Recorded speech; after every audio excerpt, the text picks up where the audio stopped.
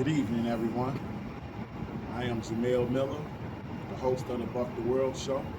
And on tonight's episode, I will be detailing where the Bucktheworld show derives from. Here, right here. This is where it all started at. You know, getting my Tupac on. One of the last folks, man, blessed me. Did this drawing for me in Stateville, man. My guy. Love you, folks. More. So, that being stated, I told y'all I was going to hit y'all with an excerpt. This is the finished draft that I sent in and which transformed into my finished product that is now available on Amazon, along with the other parts of my Walk With Me series that will soon be turned into the next monumental TV series. You know what I mean? Speak good into existence, man. That's how it happens, you know? So, I'm gonna hit y'all with a joint, man, so y'all can check me out and see how I'm coming with this pen, you know? You know where I'm gonna start at. Alright. Chapter 17, the Funhouse. The Funhouse was located on 104th Street between Princeton and Harvard, and it was a major hangout spot for the folks. It belonged to an older lady named Keisha, who was the sister of our coordinator, Big Face's girlfriend, Trina.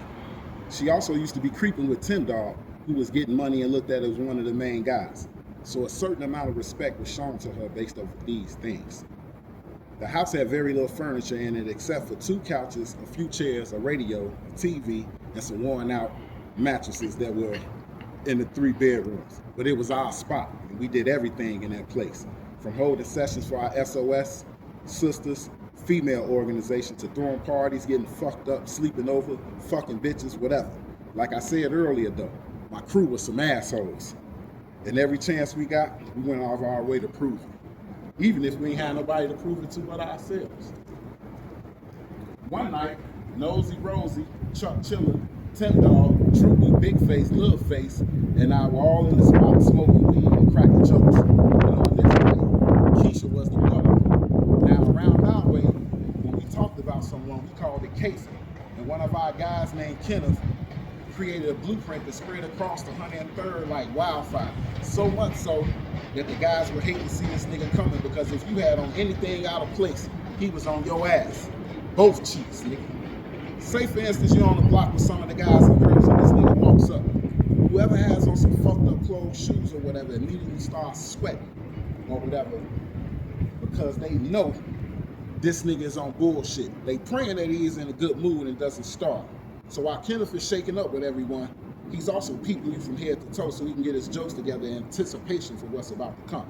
Now it's always someone who feels insecure about Kenneth looking him up and down and figures they may as well kick it off on him before he starts on them. So they may say something like, "Man, what the fuck your red bone, high yellow ass looking at?" And everyone will start laughing because he was high yellow like a motherfucker and looked like Kid from off Kid and Play.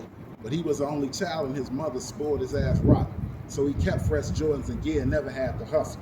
After the laughing stopped, all eyes were on Kenneth. This when he would go into his routine. "Hell no, I'm finna case the dog shit out your ass. I'm finna get on your ass." He repeated it over and over with his hand over his mouth to make himself sound funny as he walked back and forth, almost like he was a praising individual. Now every now and then he would wipe off your shoes that just so happen to be banked out the game, or lightly pull on your clothes that have to be wrinkled or dirty. All the while he continued to say, "Hell no, I'm finna case the dog shit out your ass." This routine had everyone in stitches every time. And this was, he had everyone exactly where he wanted them in the palm of his hand. He was starting his unfortunate victim with like 20 jokes back to back before his victim even had a chance to respond on some shit like, "You a bum. Them socks you had on look like you been washing dishes with the motherfuckers. I'm finna taste the dog shit out your ass. Them little sister pants you got on.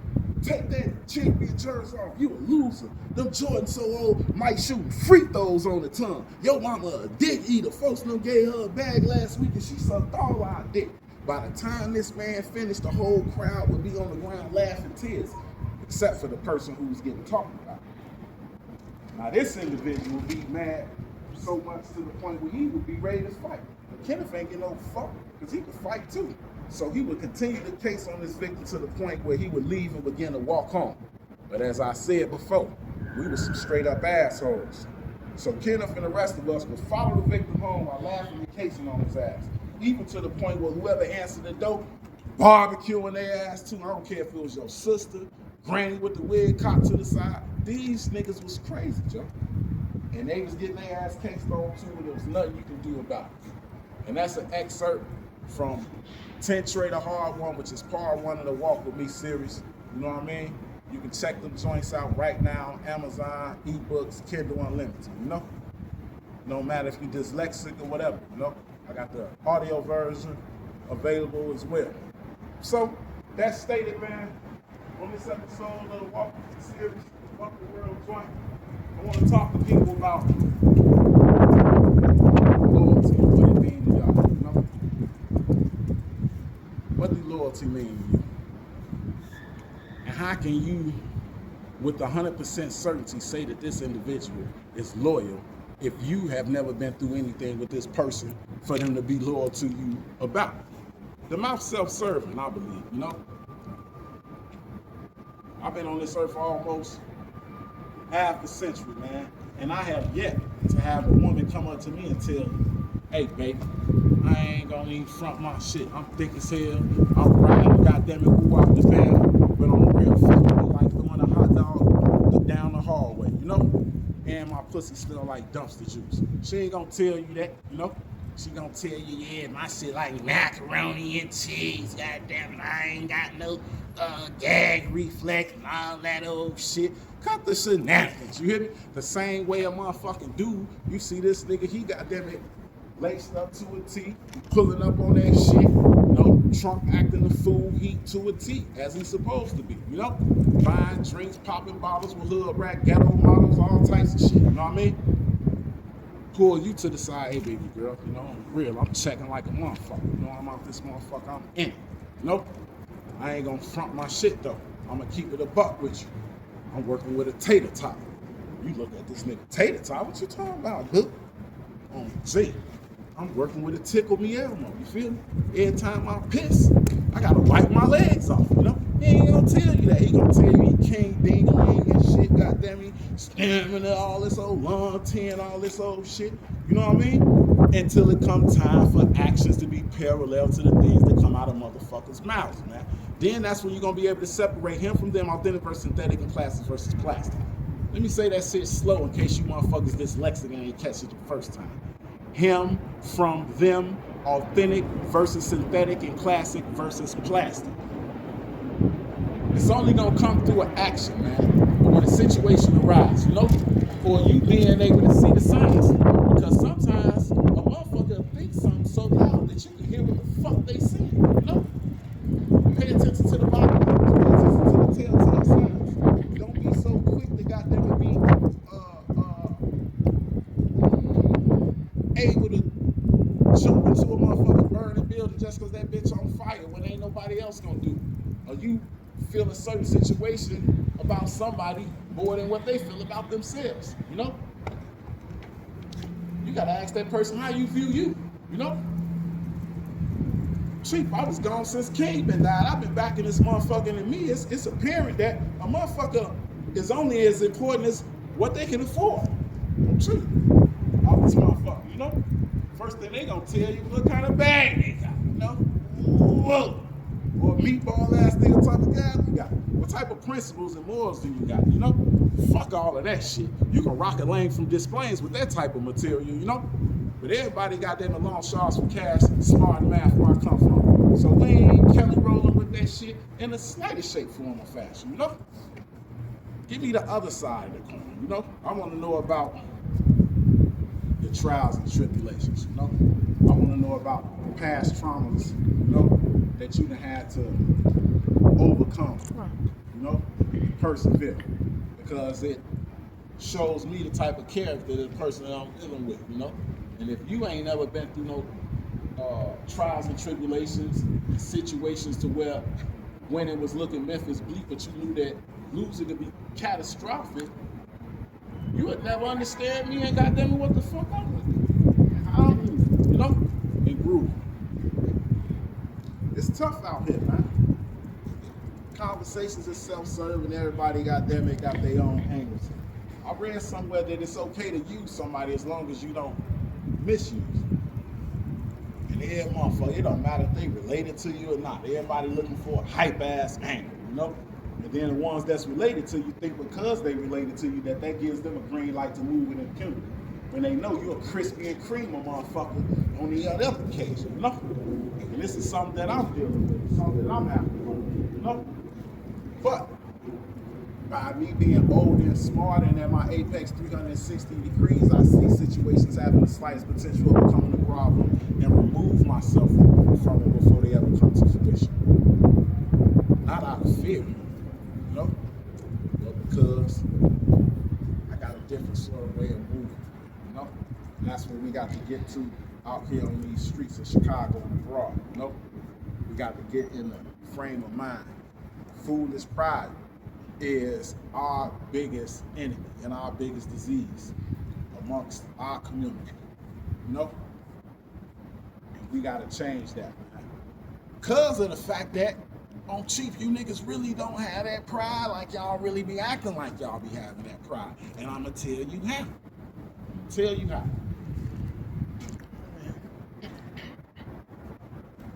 You ain't got that pride, the motherfucker get that call or whatever, you know? They goddamn it go spin that motherfucker or whatever and make a bitch this. Nope. You get pinched for this motherfucker, you know? Went to trial in the whole 9. Now you got an arm and a dick on the time side. You trying to get that time back. But in between you giving that time back, you in that motherfucker.